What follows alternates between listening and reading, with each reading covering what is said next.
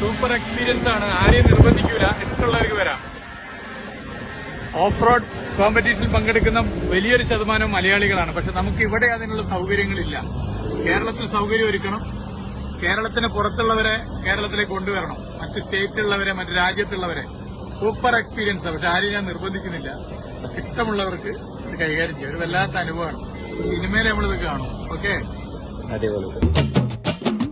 Malakata sandana mera vaga puturko pu parika pogila movimena te pakilamo